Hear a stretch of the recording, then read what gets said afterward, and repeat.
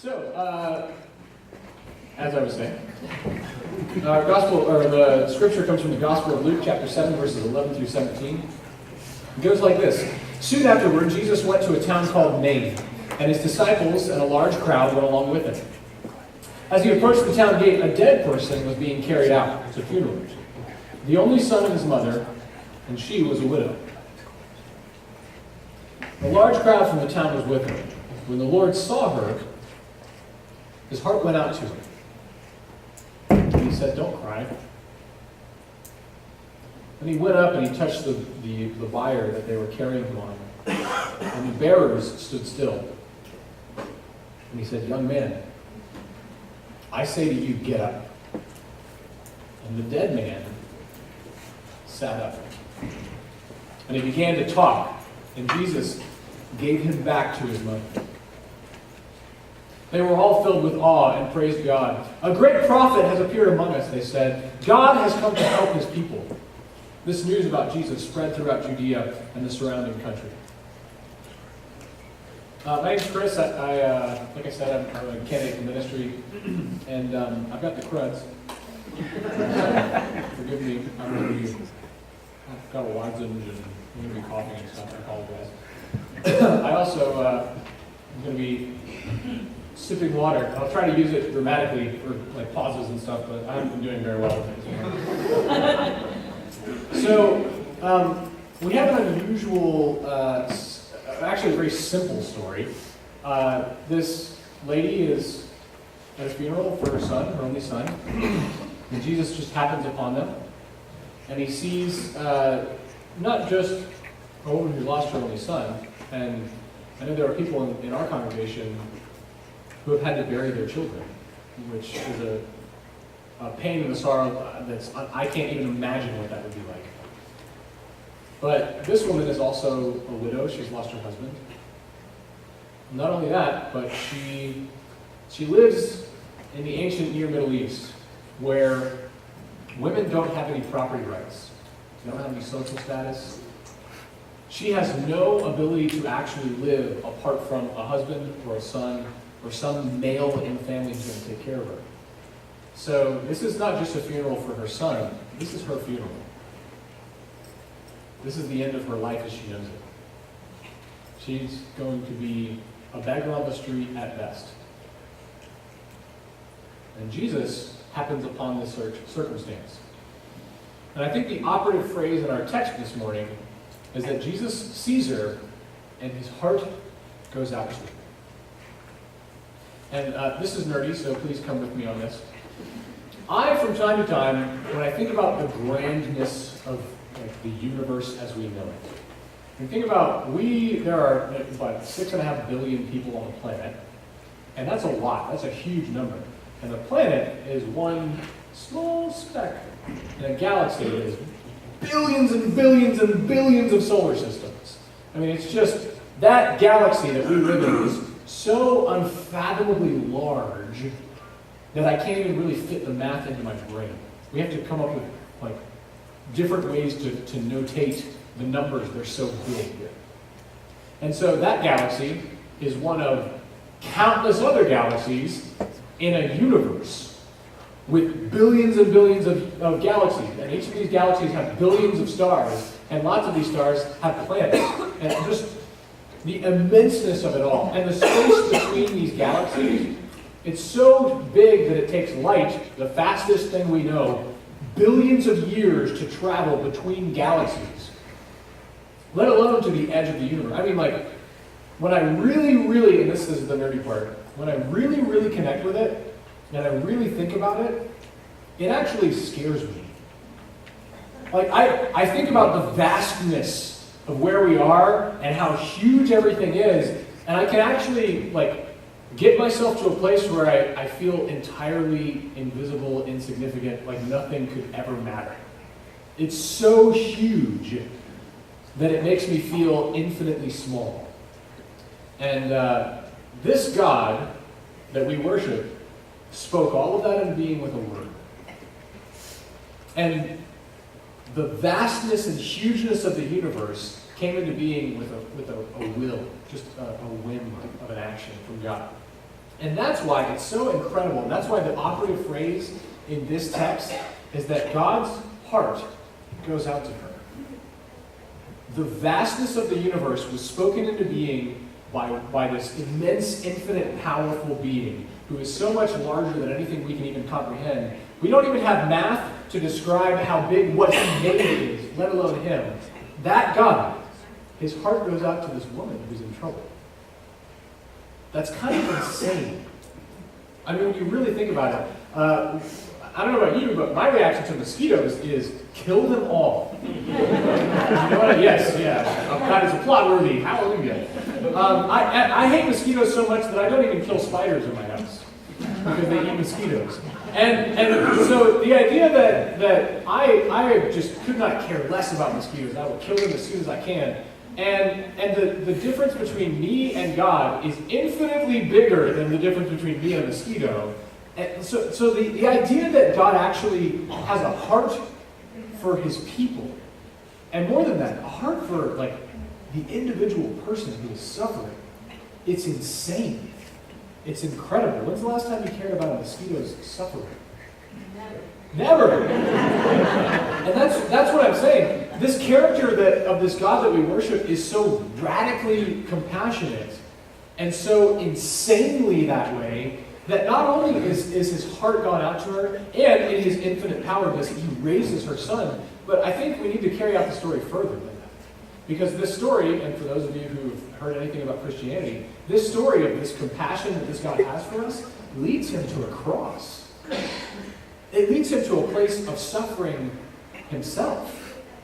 Though he is perfect, though he is infinitely powerful, though he has spoken the vastness of the universe into being with a word, he comes to the point of suffering death for this woman. And that's kind of insane. We kind of come to a semantic issue here. The definition of the word empathy and sympathy, and I know we kind of have different connotations for those words, but the literal definition of empathy and sympathy is when you can imagine you're trying to put yourself in someone else's shoes. For instance, this woman who's lost her son. I can't imagine what that would be like. I've never had a child of my own. I don't want to imagine it. That's empathy. The idea that I'm going to work to try and put myself in your shoes. Sympathy is based on shared experience. It's based on when you lose your son, I lose my son. When you get bad news, I get bad news. When you feel down, I feel down because whatever happens to you happens to me. It's much more shared. And that's why we talk about in grief counseling, we talk about having empathy, because you can't ever say to someone else, I know what it's like to be you. It's unhealthy, it's not healthy. But God, in a very real and profound way, when he sees this woman suffering, this loss, and her destitute situation, he has sympathy. He sees what happens to her, and he says, that's happening to me. He sees what's happening to his world, to his creation that is turned away and turned to sin and turned to brokenness. He sees that and he says, that's happening to me. I have to do something. And compassion in God is so powerful and so strong that his heart actually breaks for the people he created. And that's kind of insane. And this is the standard to which we are called. This is the level of compassion and empathy and sympathy and love that we are called to. And it is insane. It's foolish. It's broken. It's weak. It doesn't make any sense. You see, the thing about compassion is that compassion forces you into one of two choices. If you will actually go to an extent of opening yourself up to someone, to loving someone, and whether it's someone in your family who you're intimately close with, or a stranger, checking you out at the grocery store, or your neighbor who annoys you because they won't mow their lawn, or whatever. If you will actually risk and open yourself up in a way that God is calling us to do, it begs one of two reactions. And the first is when you encounter brokenness in the world, because the world is a broken place, and you have compassion for it, it stirs up pain. It stirs up brokenheartedness. And so your first reaction, you can choose to, then you just wall off and you deny reality. And the world is not a broken place. And I live in the United States, the richest country in the world. We have drones that protect us. We have, the strongest military in the world. I never have to deal with anything, and nothing bad can happen to me as long as I do the right things. And of course, this leads to death. This leads to numbness. It leads to no life at all, because you're literally walling yourself off from reality. And I say you, meaning me. I've done that. I've been there. I've tried that, and it leads to nothingness.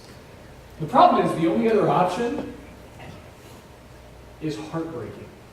There are situations in this world where the only rational and reasonable reaction to it is to scream at the top of your lungs for justice.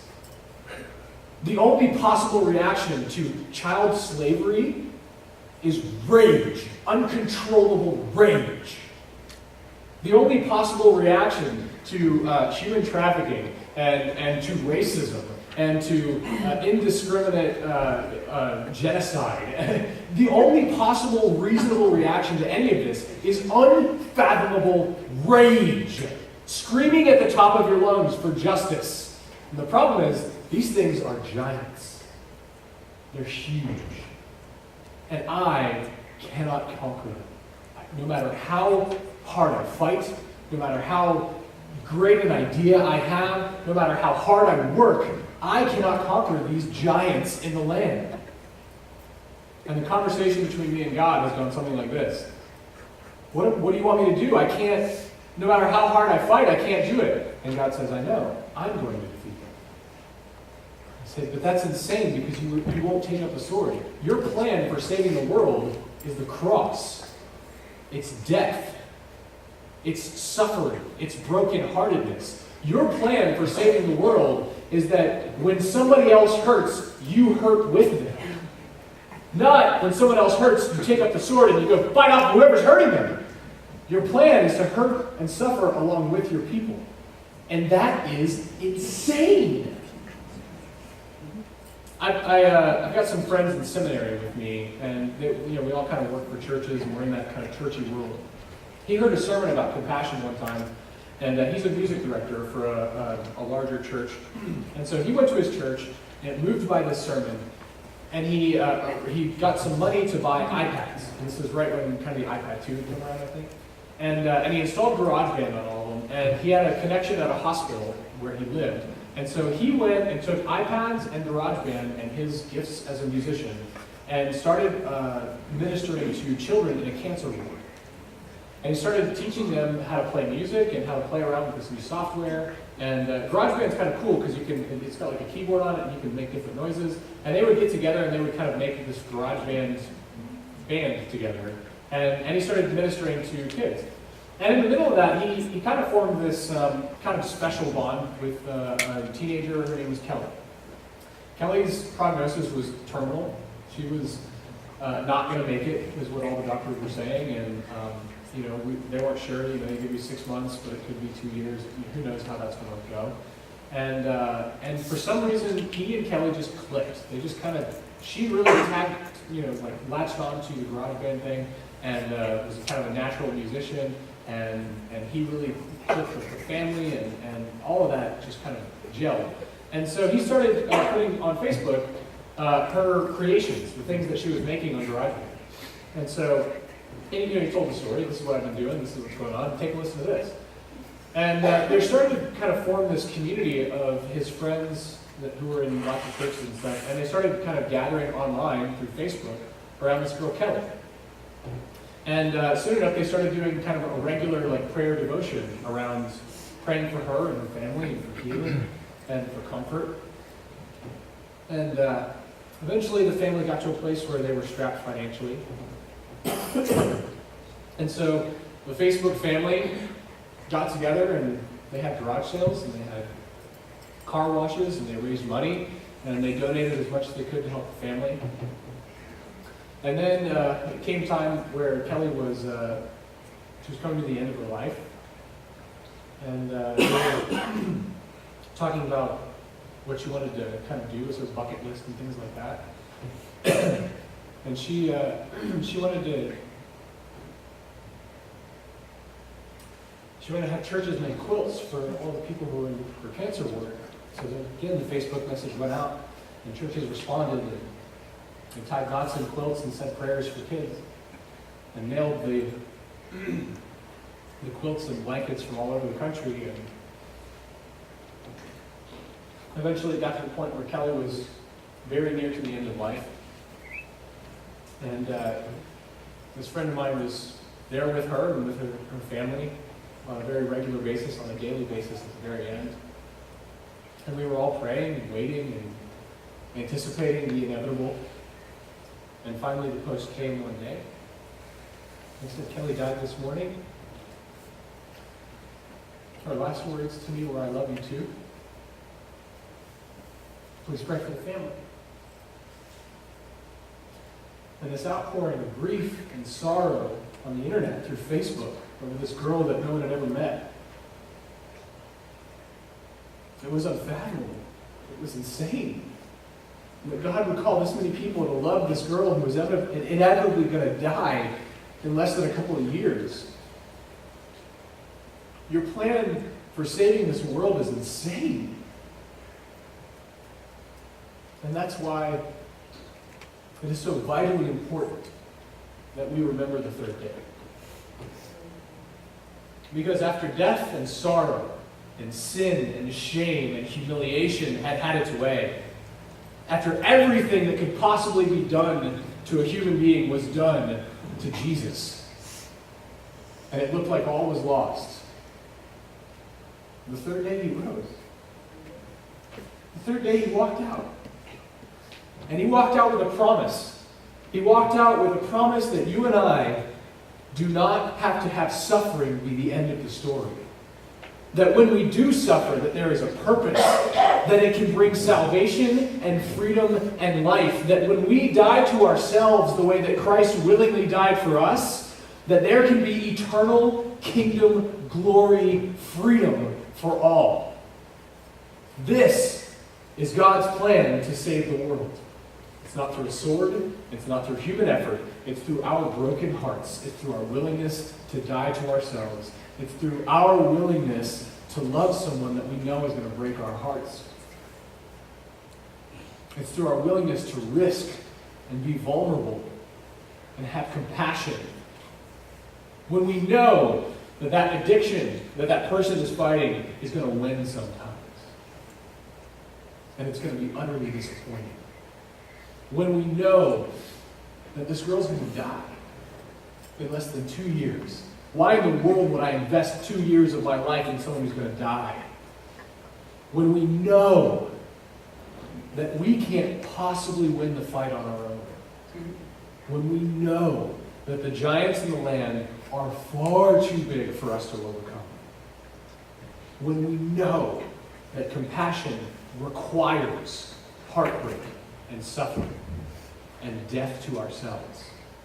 That is when God is made strong. That is when God turns weakness into strength and foolishness into wisdom and death into life.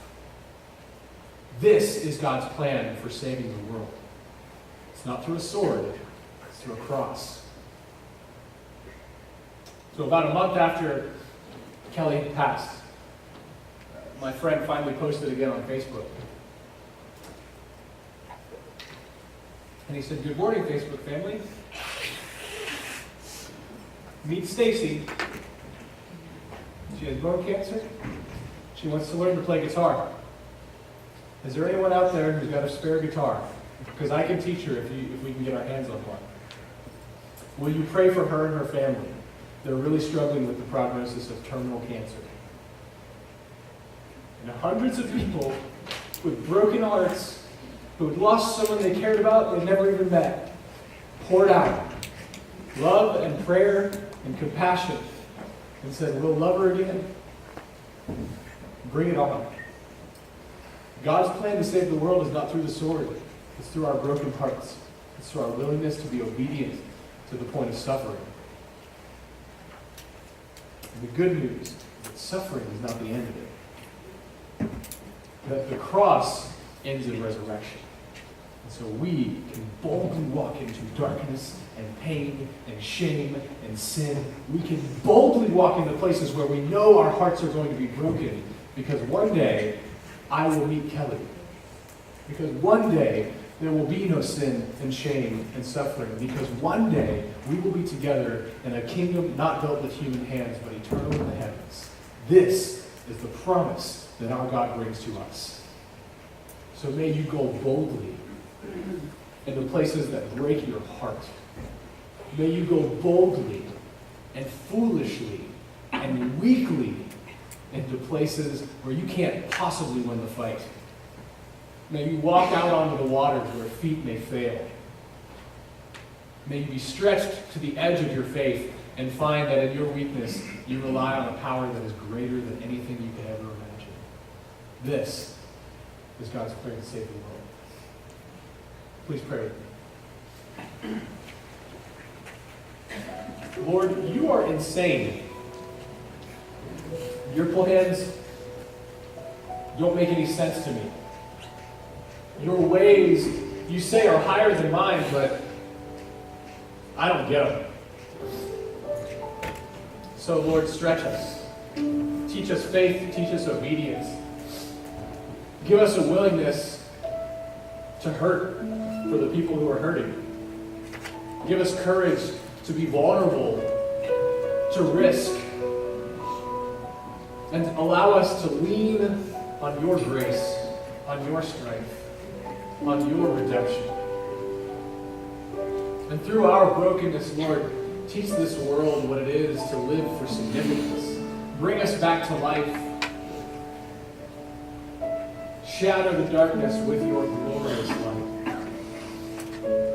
And teach us what it is to rely on you and not just us. We ask all this in your Son's name.